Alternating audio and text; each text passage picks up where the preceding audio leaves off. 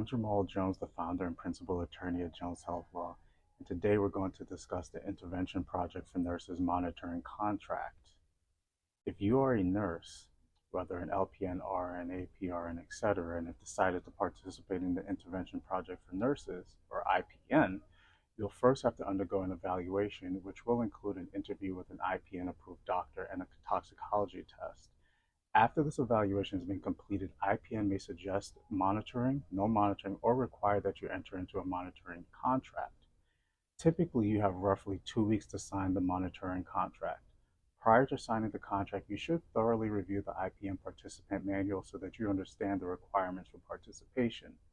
The last thing you want is to comply with the monitoring contract only to have your contract extended or have your case referred to the Board of Nursing because you failed to adhere to the Participant Manual's requirements.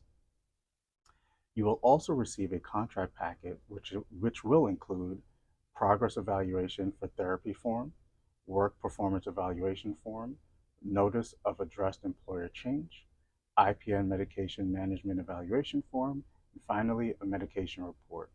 Depending on your situation, you may not be required to complete all of these forms. So let's discuss the requirements. Contract lengths typically vary from 2 to 5 years, and you're required to keep your contact information updated throughout the term of the contract.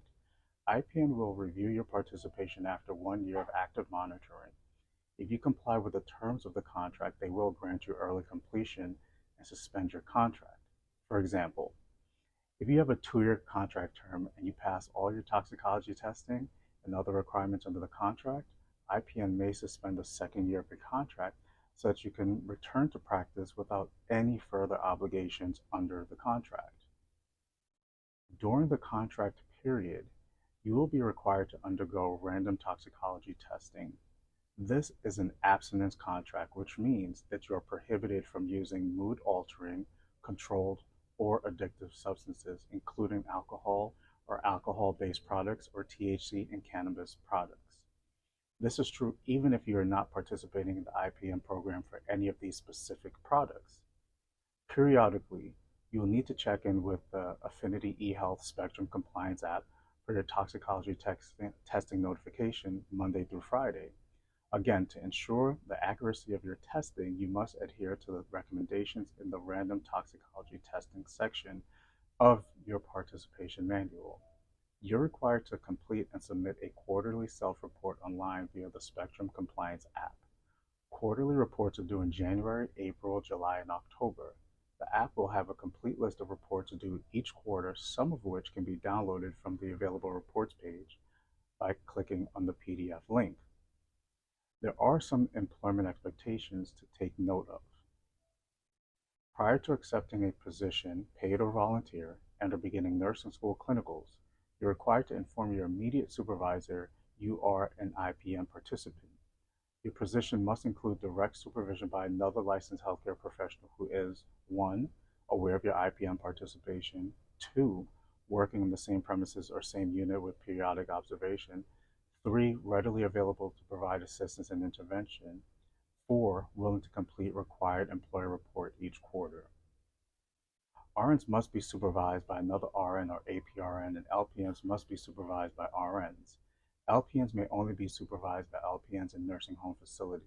You must immediately notify and or obtain approval from IPN prior to starting or making any changes in any healthcare-related position, such as new employment, supervisor change, termination, etc. You're also required to work in a nursing home minimum of 12 to 8-hour shifts per quarter while employed to meet completion criteria. Unless you have a special approval from IPN, you may not 1. Be self-employed or work for multiple employers, 2. Work for more than 40 hours per week and or more than 84 hours bi-weekly if not working 12-hour shifts, 3. Work for an agency, home hospice, home health, or flow outside the areas supervised by your manager. Your contract will also state your employment status. Depending on the severity of your condition, you may be approved for employment in a supervised nursing position. You are required to provide your immediate supervisor with a copy of the monitoring contract and provide your supervisor's email address to IPN for completion of your quarterly reports.